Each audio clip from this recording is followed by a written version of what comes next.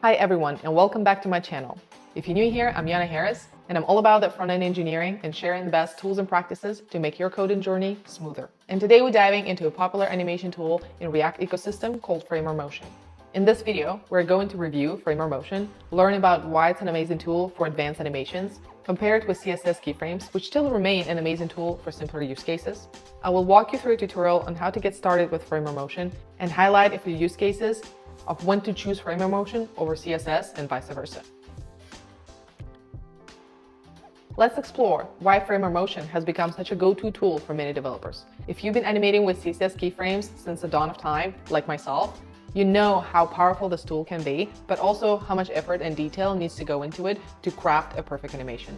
Framer Motion offers a way to achieve similar results with way less effort. One of the best advantages of Framer Motion is its React-friendly syntax.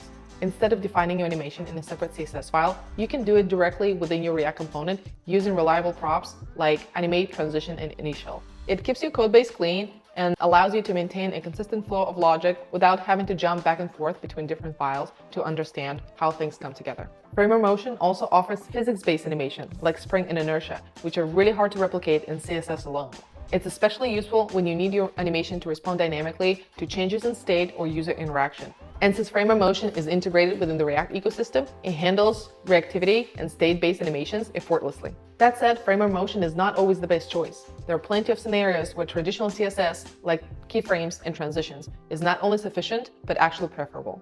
For straightforward animations, like fading elements in and out, sliding menus, and other transitions, CSS Keyframes are actually an amazing tool to rely on. The syntax is simple, it's widely supported, and it doesn't require any additional dependencies. Plus, it's easy to optimize for performance. Somewhat recently, CSS had evolved to add very powerful tools like animation timeline scroll or animation timeline view. They allow you to tie your animation to change in scroll position or in a viewport. This can be incredibly useful for creating parallax effects, animating elements as they come into view, all without JavaScript. Let's talk about the hover animations. Majority of the time, when it comes to hover, you don't even need CSS keyframes. All you really need to do is to rely on CSS transition. By defining a transition for properties like color, transform, and opacity, you can achieve smooth, seamless user experience with just a few lines of code. For example, if you need your button to scale up when your user hovers over it, all you need is just a single line of code.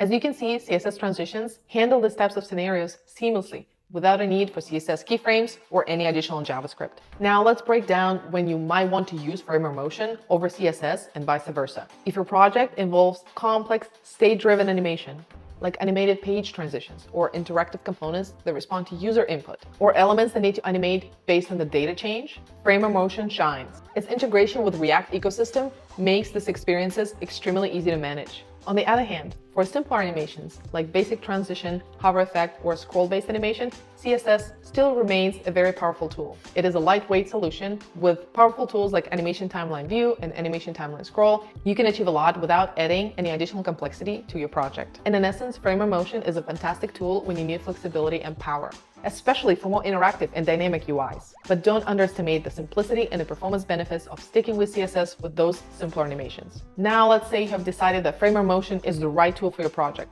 This is how you get started. First of all, you need to install Framer Motion dependency as an npm package. In your terminal, you run npm install Framer Motion. Once that's done, you can get started and create a simple animation component. I'm going to show you how to animate a simple box component so that it fades in and slides down with Framer Motion. First, we will import motion element from Framer Motion and wrap our element with it. And here's our animation in motion. The box smoothly fades in and drops into place. And if you want to tweak it, Framer Motion makes it extremely easy. Simply adjust the transition prop or switch to spring for a more dynamic effect. As you can see, adding a spring effect is super easy and gives this additional level of polish to your animation. Now, let's dive into some of the examples where Framer Motion physics-based animation really shines. These use cases will give you an idea of where you can take full advantage of the power that Framer Motion comes with. First, let's take a look at the spring animation for interactive UI components. This is a button example. Let's say you want your button to bounce when the user clicks on it. With a spring animation, it gives you this satisfying tactile effect, and it can simulate this real-world bounce, making this interaction more engaging. Here's a toggle switch. Instead of just sliding from one end to another, you can add this spring animation to give it a realistic snapping effect, making this interaction feel more physical and satisfying. Now let's look at draggable components with inertia. You can implement a carousel where components can be swiped away and they will continue moving with an inertia effect. This makes this interaction feel more smooth and natural, and this is the type of behavior you would expect on a mobile device. Now, in a drag and drop list, framer motion can add inertia to an element when it's being dropped into place. This can be particularly effective for a sorting interface. Let's look at menu animations with a spring dynamic. When a sidebar or a menu opens, instead of simply sliding it out, you can add a spring animation to it where it's going to overshoot the end state a little bit, giving it more lively effect that you would expect in a physical world. Within an accordion, when expanded or collapsing, you can add spring animation that can make the panels animate more fluidly, enhancing user experience by providing visual feedback that feels natural. Now, if you're looking for an advanced parallax transition, you can rely on framer motion and move your elements with a different speed. Your elements can smoothly adjust their positions, adding depth to your scrolling experience. You can also look into sticky elements, for example, sticky headers that slightly bounce when they're locked into place, giving this visual feedback to the user and indicating that they're now locked in position. If you're building a complex UI with a multi-step experience, this is where framer motion spring animation can really shine. With a multi-step form experience, you can add transition between steps, making it a more seamless flow. For example, when the user is completing the step, we can add satisfying motion to increase the plausibility of them completing the rest of the steps. Within the onboarding flow or any sort of wizard, you can add animation transition from step to step. Spring animation can make these transitions more smooth and connected, giving the user a more cohesive experience. Now, another space is realistic 3D animations. For example, a card flip. While you can achieve a card flip with a CSS keyframe, adding the spring transition really would make it feel like the card is being turned in space. Now, if you must have an advanced hover effect, you can rely on framer motion to get an element to lift and tilt a little bit on hover. With spring transition, it makes returning to the original position feel more natural. Another amazing use case is data visualization in charts. When presenting data in charts, relying on physics-based transition with spring and inertia, you can present your data in a dynamic way where the user can interact with this experience and really see what the change is happening as the data flows through.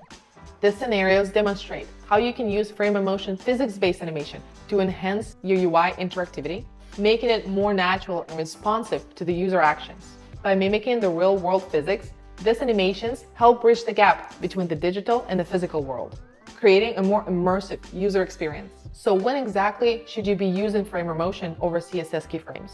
If you're working on a React project that has a lot of interactive elements and you're really trying to mimic this physical world reactions, framer motion can save you a lot of time and make your code more maintainable. It is ideal for complex UI animations, interactive components, or animations that need to respond to user input or data changes. However, for simpler animations, relying on CSS keyframes and transitions can be still a very solid choice. At the end of the day, it's all about choosing the right tool for the job. If it feels like framer motion might be an overkill for what you're trying to achieve, it probably is. But if you're looking for power and flexibility and this physics-based response, CSS alone might be an insufficient tool for you, and framer motion is a way to go. That's it for today. I hope it helped you figure out where framer motion fits into your toolkit and how it compares to CSS keyframes and transitions. If you found this helpful, please give it a thumbs up and consider subscribing for more content like this. Thanks for watching, and until the next time.